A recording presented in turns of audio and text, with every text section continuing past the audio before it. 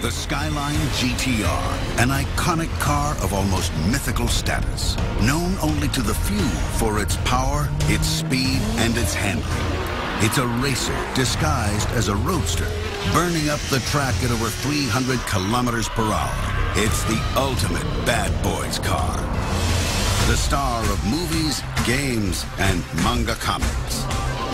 Business idol Carlos Ghosn, the charismatic Nissan boss, is determined that the GTR will be born again, better than ever, designed afresh, filled with groundbreaking technology, and sold to the public.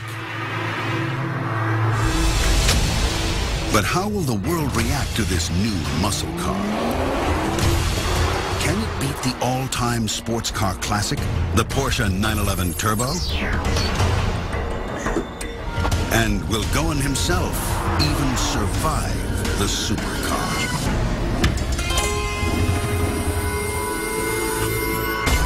Friday, midnight. Japan's back streets. The asphalt belongs to the GTR, the Gran Turismo racer. This is Japan's ultimate muscle car. And the race boys are out, reclaiming the night, tearing up the neighborhood, pushing the speed limit, avoiding the cops. There are nights like this wherever there are open roads and GTRs.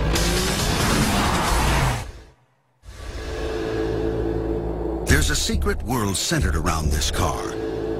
It's a classic and a cult, and those in the know worship the GTR and its power to ravage the road. Nissan stopped making the Skyline GTR some years ago, and of course, its rarity just adds to its charisma.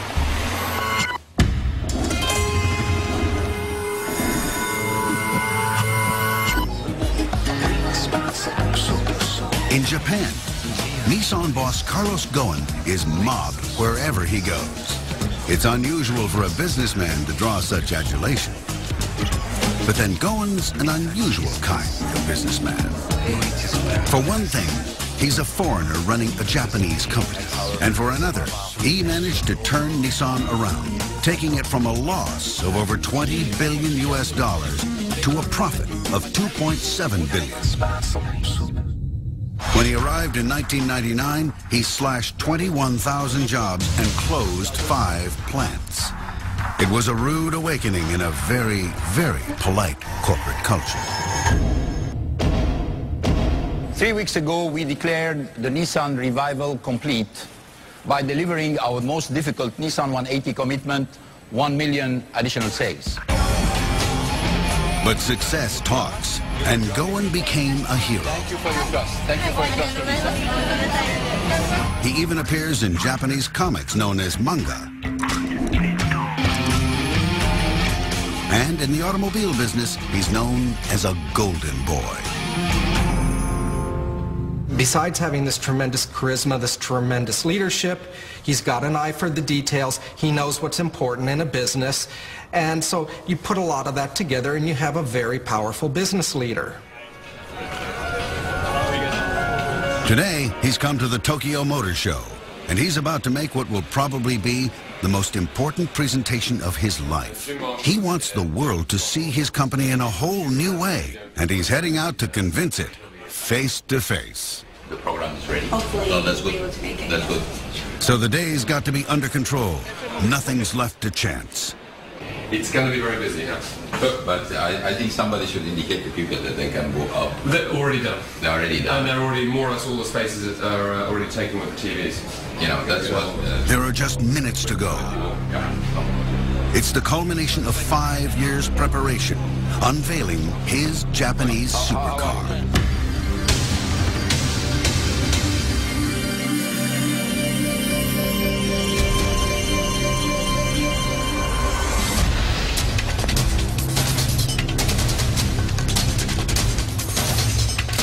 But the GTR story begins much earlier.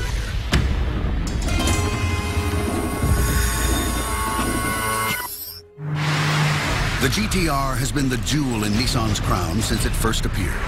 It's known as a supercar, a high-performance road car with a top speed of more than 300 kilometers per hour. You need something, a highlight to a lineup, something that really stands out, a great sports car. Every manufacturer needs one, and the GTR is, I think, Japan's greatest car. When the race boys pull up at the Daikoku car park, it's clear that although they're pretty fast, they're not really that furious. This is a chance for them all to admire each other's wheels and generally see what they can do to whip that little bit extra out of their beasts. The guys that bought these cars knew what it was capable of, so they immediately pumped it up to 400, 600 horsepower. Some even took it up to 800 horsepower. The chassis is so good in this car that it will take that sort of stress. That's what Nissan developed back in 1989. A road-going car that is based on a race car. And nobody had ever done this before. The first GTRs were race cars, blasting around tracks and showing the opposition just who was boss. 20 years later, the third generation SKYLINE GTR was packed with new technologies designed to prove that Nissan's engineering was second to none, including that of their arch rival, Porsche. It was all-wheel drive and all-wheel steering, with all the road holding that implies. A microprocessor monitored the car's movements 100 times per second, controlling it around high-speed corners. And the thing was, this race car was available to the general public to take on the road, but only in Japan initially. Nissan obviously didn't really understand what they created. They almost created a monster. For some foreigners, being transferred to work in Japan has allowed them to realize the GTR dream. It's amazing what technology of this type can do. So now 2.8 litre been fully built engine, so now I'm looking at about 730 horsepower to the wheels. So it's really something special from such a small displacement engine. To point of face, it's a wolf in sheep's clothing, and a real wolf. It's a track car, it's a day car, you can drag race it, you can pretty much absolutely abuse the car, and it will still love you the next morning. These guys idolize the GTR, but they've heard that soon a whole new model is coming out. And for the first time, this GTR will not come in sheep's clothing. Obviously, they're concerned when it comes to tampering with a legend. Carlos Ghosn also cares about the GTR heritage. He is determined the new car will be a worthy successor. It should match or beat the benchmark sports car, the iconic Porsche 911 Turbo, one of the quickest production cars you can buy. And as if that's not enough, it should beat the 911 in its own backyard.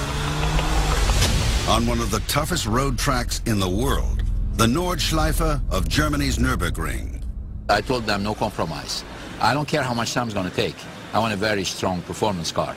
And they ended up saying we're going to need 4 to 5 years because they need to build a completely new platform with a lot of technologies.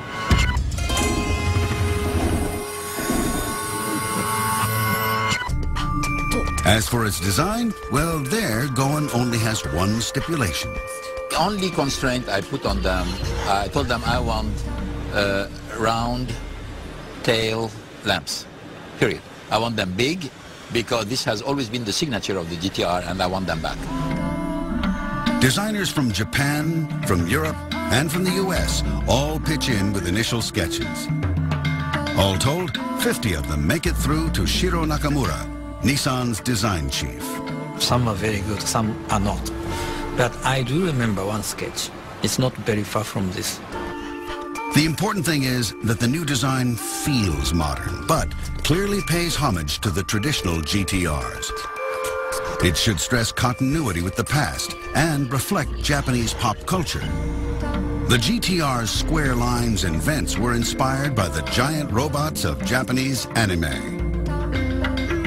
It's a very strong looking solid, but at the same time very sophisticated, and even it has elegance and some sexiness. So I think balancing that like very macho, masculine design and elegance of the surfacing lines, I think we made a very good balance of those things. Not every